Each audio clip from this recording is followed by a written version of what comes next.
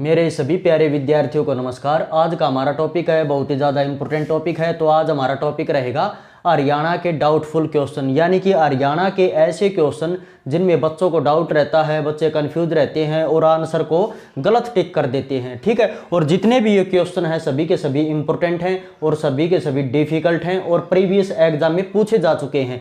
तो अच्छे से आप इन टॉपिक को नोट कर लेना। ठीक है, और आज हमारा जो ये टॉपिक है हरियाणा के डाउटफुल क्वेश्चन वाला, इसकी आज रहेगी सेकंड क्लास। ठीक है, इससे पहले एक क्लास हो चुकी है हरियाणा के जो डाउटफुल क्वेश्चन हैं। तो अच्छे से आप इस टॉपिक को नोट कर लेना, आगामी एग्जाम के लिए आपके लिए बहुत ही ज़्यादा इम्पोर्टेंट रहेगा। तो सबसे पहले बात करते हैं काला तित्र प्रजनन केंद्र, यानी कि हरियाणा के अंदर काला तित्र प्रजनन केंद्र कहाँ पर है। तो काला तित्र प्रजनन केंद्र रहेगा पीपली में। पीपली किस जिले में है? तो पीपली है कुरुक्षेत्र जिले में। ठीक है, फिर हम बात करते हैं तित्र प्रजनन केंद्र। अगर क्वेश्चन पूछा जाए कि तित्र प्रजनन केंद्र कहाँ पर है तो आंसर रहेगा पंचकुला।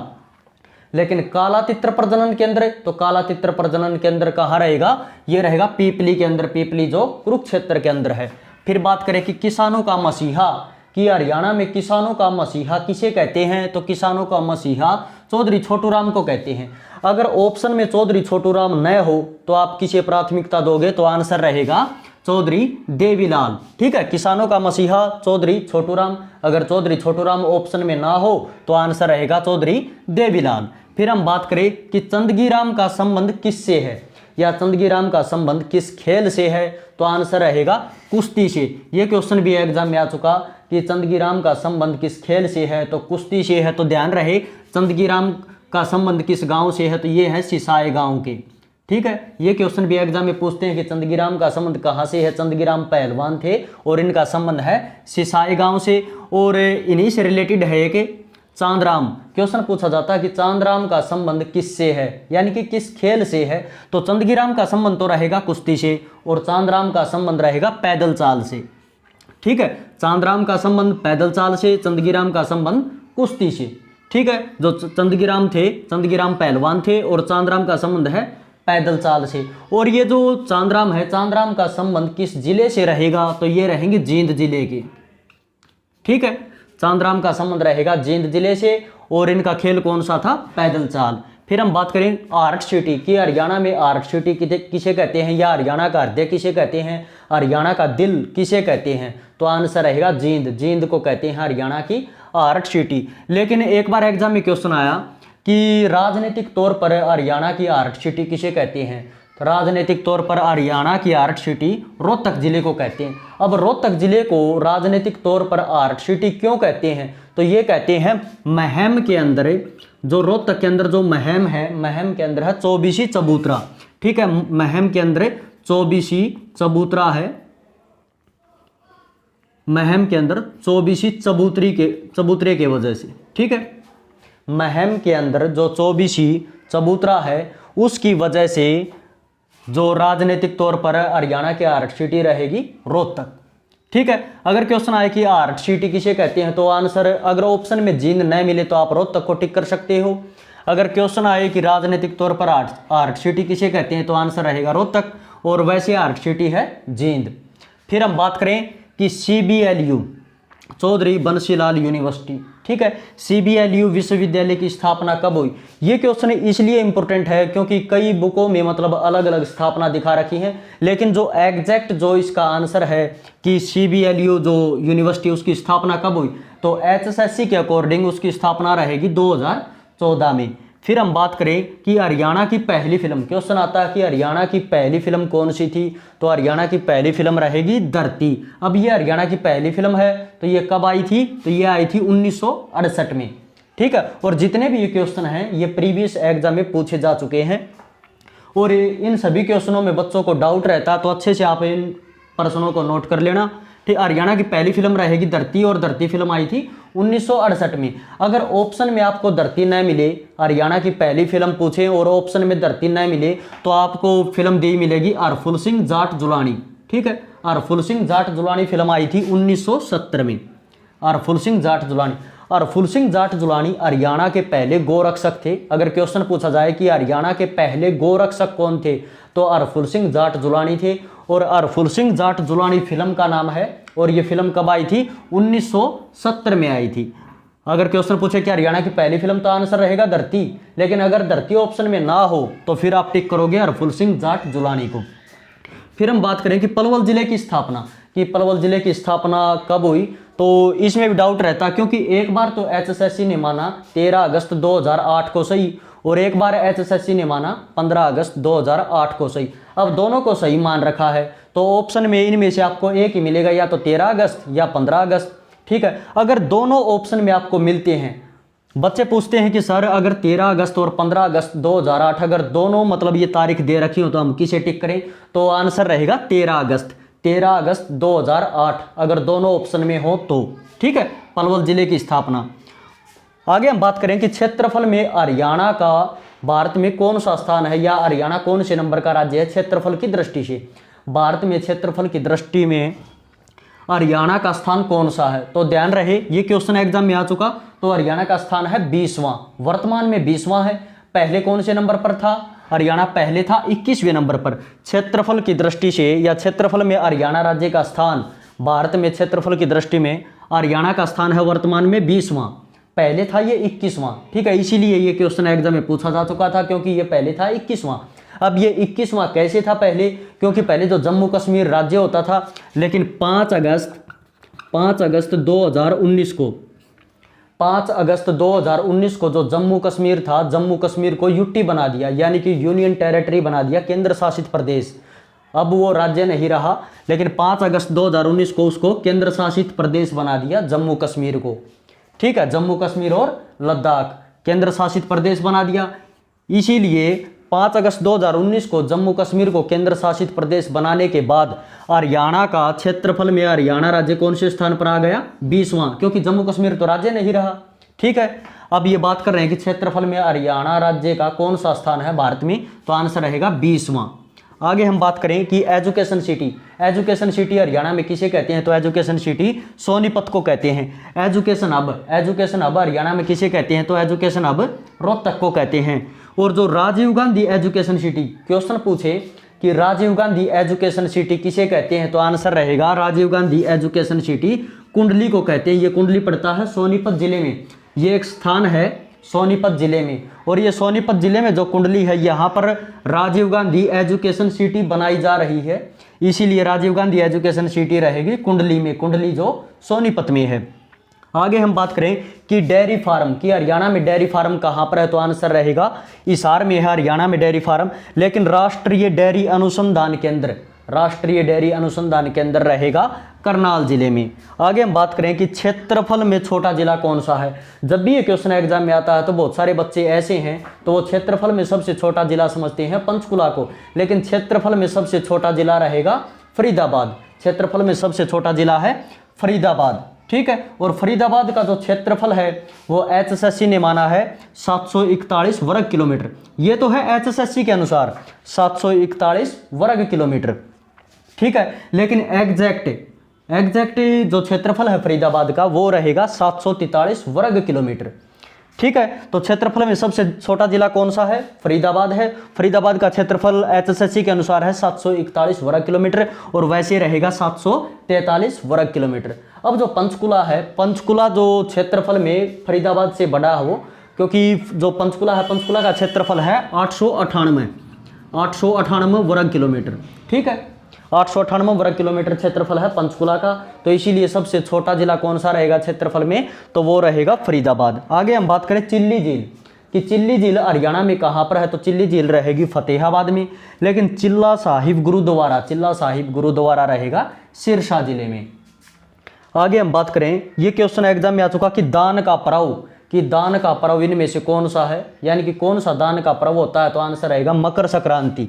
जो मकर संक्रांति है उसे दान का पर्व कहते हैं। ठीक है, और एक बार एग्जाम में क्वेश्चन आया कि जो सिंधारा शब्द है, सिंधारा शब्द किस त्योहार से जुड़ा हुआ है, सिंधारा शब्द, तो ये जो सिंधारा शब्द है ये तीज त्योहार से जुड़ा हुआ है। ठीक है, सिंधारा शब्द तीज त्योहार से जुड़ा हुआ है, दान का पर्व मकर संक्रांति को बोलते हैं।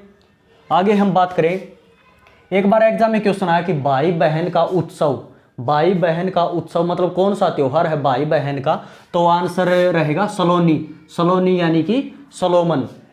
यानी कि रक्षाबंधन, जो रक्षाबंधन का त्यौहार है उसे बोलते हैं भाई बहन का उत्सव। तो सलोनी भी एग्जाम में आ सकता है ऑप्शन में, ठीक है, सलोमन भी आ सकता है, ये रक्षाबंधन का ही नाम है। आगे हम बात करें कि हरियाणा का राजकीय त्यौहार, ये क्वेश्चन एग्जाम में आता है और बच्चों को डाउट रहता है कि हरियाणा का राजकीय त्यौहार कौन सा है। तो आंसर रहेगा हरियाणा का राजकीय त्यौहार टिक्का। अब ये टिक्का कौन सा, ये टिक्का वो है जो भैया दूज का जो त्यौहार होता है भाई बहन का, भैया दूज वाला, उसी को बोलते हैं टिक्का, ठीक है। हरियाणा का राजकीय त्यौहार रहेगा टिक्का, और ये जो टिक्का है, टिक्का उसी त्यौहार को बोलते हैं भैया दूज को, ठीक है। ध्यान रहे, अगर टिक्का ऑप्शन में ना हो, क्वेश्चन पूछा जाए कि हरियाणा का राजकीय त्यौहार कौन सा है, अगर टिक्का ऑप्शन में ना मिले तो आपको दिया मिलेगा लोहड़ी या बैसाखी, लोहड़ी या बैसाखी, ठीक है। तो ध्यान रहे, हरियाणा का राजकीय त्यौहार रहेगा टिक्का, जो टिक्का जो भैया दूज का जो त्यौहार है उसी को बोलते हैं। अगर ऑप्शन में ये ना मिले राजकीय त्यौहार में तो आपको मिलेगा लोहड़ी या वैसाखी। अगर एक बार एग्जाम में क्वेश्चन पूछा गया कि जो वैसाखी का त्यौहार है हरियाणा में कहाँ मनाया जाता है, तो ये मनाया जाता है हरियाणा का जो इलाका, जो मतलब जो हरियाणा पंजाब से लगा हुआ है ना, वहाँ पर ये मनाया जाता है वैसाखी, वैसाखी का त्यौहार। आगे हम बात करें कि गुरुद्वारों का शहर किसे कहते हैं। गुरुद्वारों का शहर रहेगा कैथल, कैथल को गुरुद्वारों का शहर कहते हैं। लेकिन हरियाणा का कौन सा जिला है जिसमें सबसे ज़्यादा गुरुद्वारे हैं, तो आंसर रहेगा अम्बाड़ा, अम्बाड़ा में सबसे ज़्यादा गुरुद्वारे हैं। आगे हम बात करें कि हरियाणा की पहली पेपर मिल, क्वेश्चन पूछे कि हरियाणा की पहली पेपर मिल कौन सी है, तो हरियाणा की पहली पेपर मिल रहेगी बल्लारपुर पेपर मिल, ठीक है, बल्लारपुर पेपर मिल। और ये जो बल्लारपुर पेपर मिल है इसी को बोलते हैं बिल्ट पेपर मिल, ठीक है। ध्यान रहे, हरियाणा की पहली पेपर मिल तो उसका नाम है बल्लारपुर पेपर मिल, और ये जो बल्लारपुर पेपर मिल है इसी को बोलते हैं बिल्ट पेपर मिल, ठीक है। एक बार एग्जाम में क्वेश्चन आया कि जो हरियाणा की पहली पेपर मिल है बिल्ट पेपर मिल या बल्लारपुर पेपर मिल, इसकी स्थापना कब हुई, तो इसकी स्थापना 1929 में, ठीक है। और ये भी ध्यान रखना कि जो बल्लारपुर पेपर मिल है यानी कि बिल्ट पेपर मिल है उसकी कितनी इकाइयाँ हैं, तो आंसर रहेगा उसकी 6 इकाइयाँ रहेंगी, ठीक है। और ये पॉइंट भी आप नोट कर लेना। और ये जो बल्लारपुर पेपर मिल है या बिल्ट पेपर मिल है ये किस जिले में है, तो ये यमुनानगर जिले में है, ठीक है, यमुनानगर जिले में रहेगी। और बिलासपुर पेपर मिल, ये जो बिलासपुर पेपर मिल है ये भी यमुनानगर में है, बिल्ट पेपर मिल है ये भी यमुनानगर में है। ध्यान रहे, एक बिलासपुर यमुनानगर जिले में है और एक बिलासपुर गुरुग्राम जिले में ही पड़ता है, ठीक है। और ये जो बिलासपुर पेपर मिल है ये रहेगी यमुनानगर में। और ये एग्जाम में क्वेश्चन आ चुका कि जो बिलासपुर पेपर मिल है उसकी स्थापना कब हुई, तो आंसर रहेगा 1945, ठीक है, HSSC के अनुसार। क्योंकि कई बार गूगल पर मतलब कुछ अलग दिखाते हैं, किताबों में कुछ अलग दिखाते हैं, तो ये एग्जैक्ट रहेगी, मतलब HSSC के अनुसार 1945 में इसकी स्थापना रहेगी। आगे हम बात करें कि पंचवटी मंदिर की, पंचवटी मंदिर हरियाणा में कहाँ पर है, तो पंचवटी मंदिर रहेगा पलवल जिले में, पंचवटी मंदिर पलवल जिले में। और पंचमुखी हनुमान मंदिर, तो पंचमुखी हनुमान मंदिर रहेगा जगाधरी में, जगाधरी जो यमुनानगर जिले में है। आगे हम बात करें सीता माता का मंदिर कि हरियाणा में सीता माता का मंदिर कहाँ पर है, तो हरियाणा में सीता माता का मंदिर करनाल में है। लेकिन सती का तालाब, सती का तालाब हरियाणा में कहाँ पर है, तो सती का तालाब रहेगा ओडल में। ये ओडल किस जिले में पड़ता है, ओडल विधानसभा की रिजर्वेशन सीट है, तो ये ओडल पड़ता है पलवल जिले में, ठीक है। तो सती का तालाब रहेगा ओडल में। आगे हम बात करें कि हरियाणा का लोकगीत, ये भी इंपॉर्टेंट क्वेश्चन है, बच्चों को डाउट रहता है कि हरियाणा का लोकगीत कौन सा है, तो हरियाणा का लोकगीत रहेगा सांग, कई जगह पर सवांग भी दिया मिलता है, ठीक है। तो हरियाणा का लोकगीत रहेगा सांग या सवांग। और एक बार एग्जाम में क्वेश्चन आया कि हरियाणा का लोकगीत कौन सा है, तो ऑप्शन में सांग नहीं दे रखा था, ऑप्शन में सांग नहीं दिया हुआ था, तो HSSC ने किसको सही माना था, तो ऑप्शन में था नारामासा, नारामासा, ठीक है, HSSC ने नारामासा को सही माना था। लेकिन हरियाणा का जो लोकगीत है वो रहेगा सांग। और ये पॉइंट भी इंपॉर्टेंट है कि राजकीय नृत्य की, हरियाणा का राजकीय नृत्य कौन सा है, तो हरियाणा का राजकीय नृत्य रहेगा घोड़ी नाच, ठीक है, राजकीय नृत्य घोड़ी नाच। आगे हम बात करें कि हरियाणा का तानसेन, कि हरियाणा का तानसेन किसे कहते हैं, तो हरियाणा का तानसेन पंडित लक्ष्मीचंद को कहते हैं, जो पंडित लक्ष्मीचंद जो सांगी थे, ठीक है। पंडित लक्ष्मीचंद का संबंध कहाँ से है, तो ये सोनीपत में एक गांव है जिसका नाम है जाट्टी कला, ठीक है, सोनीपत जिले में पड़ता है जाट्टी कला गांव। तो हरियाणा का तानसेन पंडित लक्ष्मीचंद को कहते हैं। अगर पंडित लक्ष्मीचंद ऑप्शन में ना मिले तो आपको किसको प्राथमिकता देनी है, तो पंडित जसराज शर्मा, जो हरियाणा के शास्त्रीय संगीतकार हैं पंडित जसराज शर्मा। क्वेश्चन पूछा जाए कि हरियाणा का तानसेन, तो आंसर रहेगा पंडित लक्ष्मीचंद। अगर पंडित लक्ष्मीचंद ऑप्शन में ना हो तो आप टिक करोगे पंडित जसराज शर्मा को। आगे हम बात करें कि हरियाणा का कालिदास किसे कहते हैं, तो हरियाणा का कालिदास लक्ष्मीचंद को कहते हैं। पंडित लक्ष्मीचंद को हरियाणा का कालिदास कहते हैं। लेकिन अगर क्वेश्चन इकट्ठा पूछ लिया जाए कि हरियाणा का कालिदास व शेक्सपियर किसे कहते हैं, हरियाणा का कालिदास व शेक्सपियर किसे कहते हैं, तो आंसर रहेगा दीपचंद बहमन को। ठीक है, तो इस पॉइंट को आप अच्छे से नोट कर लेना। हरियाणा का कालिदास व शेक्सपियर अगर इकट्ठा पूछ लिया जाए तो आंसर रहेगा दीपचंद बहमन। ये दीपचंद बहमन था, ये कहाँ का था और ये कौन था, तो दीपचंद बहमन सांगी था। क्वेश्चन पूछा जाता है कि सांग को प्रसिद्धि दिलाने वाला, सांग को प्रसिद्धि दिलाने वाला पहला कौन था, कि मतलब सबसे पहले सांग को प्रसिद्धि किसने दिलाई थी, तो सबसे पहले सांग को प्रसिद्धि दिलाई थी दीपचंद बहमन ने। और ये दीपचंद बहमन कहाँ से संबंध रखता है, तो इसके गांव का नाम है शेर खांदा गांव। शेर खांदा गांव सोनीपत जिले में पड़ता है शेर खांदा गांव। ठीक है, शेर खांदा गांव से संबंध है दीपचंद बहमन का। और ये सांग को प्रसिद्धि दिलाने वाले थे। ठीक, हरियाणा में सबसे पहले सांग को प्रसिद्धि किसने दिलाई, तो दीपचंद बहमन ने। अगर दूसरे पर बात करें कि दूसरे पर सांग को प्रसिद्धि किसने दिलाई, तो आंसर रहेगा पंडित लक्ष्मीचंद ने। ठीक है, आगे हम बात करें कि हरियाणा केसरी किसे कहते हैं, तो हरियाणा केसरी पंडित नेकीराम शर्मा को कहते हैं। पंडित नेकीराम शर्मा को हरियाणा केसरी कहते हैं। पंडित नेकीराम शर्मा का संबंध कहाँ से रहेगा, तो एक गाँव है जो भिवानी के अंदर है, वर्तमान में भिवानी के अंदर है, कड़ंगा गाँव। ठीक है, कड़ंगा गांव से संबंध था पंडित नेकीराम शर्मा का। और पहले ये कड़ंगा गांव पड़ता था रोहतक जिले में, लेकिन अब वर्तमान में भिवानी जिले में पड़ता है। तो हरियाणा केसरी पंडित नेकीराम शर्मा को कहते हैं। अगर पंडित नेकीराम शर्मा ऑप्शन में ना हो तो हम दूसरे पर प्राथमिकता देंगे श्रीराम शर्मा को। ठीक है, श्रीराम शर्मा रहेंगे फिर हरियाणा केसरी।